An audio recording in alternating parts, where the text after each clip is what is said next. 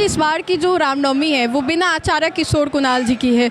बहुत कमी खटक रही है सारे लोगों को। सुंदर नज़ारा हमारे कैमरे में कैप्चर हो गया। दोनों साथ में बैठ करके निरीक्षण कर रही हैं। पापा की भी प्राथमिकता यही हमेशा रहती थी कि भक्तों को कोई दिक्कत नहीं होना चाहिए। प्रशासन से कह के हमने कई महिला कांस्टेबल्स जो हैं उनको इस बार डिप्यूट कराया है। नीतीश जी से नाराज़गी, चिराग पासवान से नाराज़गी, चंद्रबाबू नायडू से नाराज़गी को लेकर के युवा सांसद है आप, आपका क्या स्टैंड है इसको लेकर के?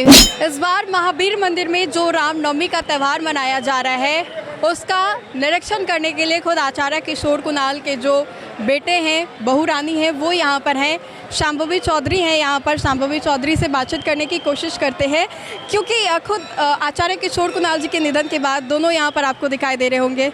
शांभवी जी, पहले तो रामनवमी की बहुत सारी शुभकामनाएं। आपको भी रामनवमी की शुभकामनाएं, सभी बिहार वासियों को रामनवमी की शुभकामनाएं, आपके दर्शकों को रामनवमी की शुभकामनाएं। बहुत सुंदर नज़ारा हमारे कैमरे में कैप्चर हो गया। दोनों साथ में बैठ करके निरीक्षण कर रही हैं। हाँ, हम लोग सेल्फीज ले रही हैं। सेल्फी ले रहे थे कि अब पोस्ट करना है हम लोग को भी रामनवमी का, तो उसके लिए पर अच्छा आ नहीं रहा है। अब थोड़ी देर में जाएंगे, हनुमान जी के साथ लेंगे, फिर वो पोस्ट किया जाएगा। यहाँ से भक्तों को कोई दिक्कत ना हो, इसके लिए हम लोग यहाँ से सब कुछ मैनेज कर रहे हैं, देख रहे हैं। शांभवी जी, इस बार की जो रामनवमी है वो बिना आचार्य किशोर कुणाल जी की है। बहुत कमी खटक रही है सारे लोगों को क्योंकि वो गार्जियन थे, माथा थे पूरे परिवार के और साथ ही साथ हमारे। नहीं, बिल्कुल उनकी कमी को कोई पूरा नहीं कर सकता। हम लोग कितना भी प्रयास करें उनकी कमी को कभी नहीं पूरा कर सकेंगे। लेकिन हम हमेशा यही कहते हैं कि उनके संकल्प और उनके जो संस्कार हैं वो हम लोग के साथ अभी भी हैं और कहीं ना कहीं उनके आशीर्वाद से रामनवमी जितने धूमधाम से महावीर मंदिर में मनाई जाती थी, इस वर्ष भी उतने ही धूमधाम से मनाई गई है। यहाँ पे जितने भी भक्त आ रहे हैं उनको कोई भी तरह का तकलीफ़ नहीं हो रहा है। हमारी भी प्राथमिकता यही थी, पापा की भी प्राथमिकता यही हमेशा रहती थी कि भक्तों को कोई दिक्कत नहीं होना चाहिए, क्योंकि भीड़ इतना हो जाता है, भगदड़ हो जाता है, फिर कोई दुर्व्यवहार ना हो। स्पेशली महिलाएं इतनी आती हैं दर्शन करने के लिए। महिलाओं की सेफ्टी को लेकर के क्यों? क्योंकि काफ़ी भारी संख्या में जो महिलाएं। नहीं, भारी संख्या में यहाँ पे महिलाओं का एक अलग लाइन ही है कि उनको कोई दिक्कत ना हो। इसके अलावा हम लोग के पास स्पेसिफिकली प्रशासन से कह के हमने कई महिला कांस्टेबल्स जो हैं उनको इस बार डिप्यूट कराया है, क्योंकि जब बहुत भीड़ हो जाती है तो ऐसे में महिलाओं के साथ कंफर्टेबल रहती हैं। इसके अलावा महिलाओं के लिए जो शरबत है या फिर पानी है, क्योंकि बहुत गर्मी है, बच्चों के साथ वो आती हैं तो उनको कहीं इधर उधर ना जाना पड़े, एक डेडिकेटेड काउंटर है महिलाओं के लिए। और हम लोग के महिला वॉलंटियर्स भी इस बार बहुत सारे हैं।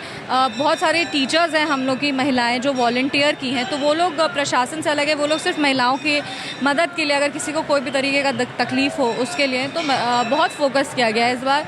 मतलब पापा का भी हमेशा यही रहता था कि महिलाओं को कोई दिक्कत नहीं होना चाहिए और इस बार हम लोग भी वही चीज़ फॉलो किए हैं और अभी तक तो सब कुछ अच्छे से हो रहा है पापा के आशीर्वाद से। आखिरी सवाल शांभवी कि ये रामनवमी का त्यौहार है, हिंदुओं का त्यौहार है, लेकिन वक्फ को लेकर के भी काफ़ी सियासत हुआ है। कुछ चिराग पासवान ने समर्थन दे दिया, अब मुस्लिम समुदाय के जो लोग हैं वो नाराज़ चल रहे हैं। युवा सांसद है आप, आपका क्या स्टैंड है इसको लेकर के? आपके पार्टी के सुप्रीमो ने क्लियरली समर्थन दे दिया केंद्र सरकार। नहीं, इसमें वक्फ बिल में अपोज करने वाला कोई बात नहीं है, क्योंकि ये किसी भी तरीके से किसी की भी धार्मिक भावनाओं को ठेस पहुंचाने के लिए ये कदम नहीं लिया गया है। ये सिर्फ और सिर्फ पारदर्शिता लाने के लिए। वक्फ बोर्ड जो एक ट्रस्ट है वो किसी भी तरीके से कोई धार्मिक बोर्ड नहीं है, वो एक बोर्ड की स्थापना की गई थी। एक जो मुस्लिम समाज है उनके जो विडोज़ हो जाती हैं या जो ऑर्फन्स होते हैं या फिर जो गरीब मुसलमान होते हैं उनके लिए इसकी स्थापना की गई थी। और अभी भी हम लोग चाहते हैं कि वक्फ बोर्ड मुसलमानों के लिए काम करे, पर उसमें थोड़ी अकाउंटेबिलिटी और ट्रांसपेरेंसी आए। अगर आजकल हम लोग देखते हैं कि वक्फ बोर्ड की आड़ में लोग कई तरह के गलत निर्णय भी लेते हैं, तो ये सारी चीज़ों पे एक्शन हो, कोई गलत निर्णय ना लिया जाए। ये किसी भी तरीके से किसी की भी धर्म को ठेस पहुंचाने के लिए नहीं है, किसी की भी आस्था या भावना को ठेस पहुंचाने के लिए नहीं है। और इससे जो महिलाओं का इसमें प्रतिनिधित्व बढ़ेगा उसके हम लोग समर्थन में है। जो गरीब मुसलमान को इससे फ़ायदा होगा हम लोग उसके साथ। तो आप लोग कर रही हैं, लेकिन बार बार जो तेजस्वी यादव कह रहे हैं कि आप लोगों ने मुसलमानों के अहित में फैसला लिया और इसका खामियाजा चुनावी साल में आप लोगों को भुगतना पड़ेगा। नीतीश जी से नाराज़गी, चिराग पासवान से नाराज़गी, चंद्रबाबू नायडू से नाराज़गी। देखिए, वो विपक्ष के नेता हैं तो वो कुछ ना कुछ राजनीति तो वो भी करेंगे ना, क्योंकि ये ऐसा वो प्रोजेक्ट करना चाहते हैं कि उनके जो वोटर्स हैं उनको पता है कि इससे जो मुस्लिम समुदाय के लोग हैं उनको फ़ायदा ही होगा, और वो कहीं ना कहीं ये भ्रम फैलाने का प्रयास कर रहे हैं कि नहीं ये मुस्लिम के खिलाफ है। अगर आप लोग कहते हैं ये असंवैधानिक है, अगर आप लोग कहते हैं ये अनकॉन्स्टिट्यूशनल है, तो आप कोई तर्क भी तो पेश करिएगा ना। कोई तर्क आप सभा पटल पे रखिए, कोई आप बोलिए कि हाँ ये वाले राइट का वायलेशन हुआ है, आप बोलिए कि हाँ ये वाले फंडामेंटल राइट का वायलेशन हो गया, या ये बेसिक स्ट्रक्चर जो कॉन्स्टिट्यूशन है इसमें इसका वायलेशन हो गया। किसी भी तरीके से ये तो प्रॉपर्टी मैनेजमेंट का है, ये किसी की भी भावना को, किसी के भी हक को, किसी के भी अधिकार को, किसी के आस्था को ठेस पहुंचाने के लिए नहीं है।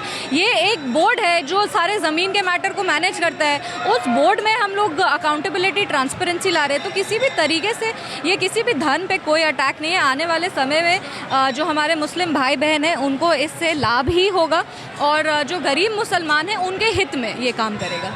चलिए, तो शाम्भवी चौधरी थी हमारे साथ बातचीत करने के लिए। तो फिलहाल के लिए इस खबर में इतना ही। अपने सहयोगी मंटू के साथ मैं राजनंदिनी, देशवा न्यूज़ पटना।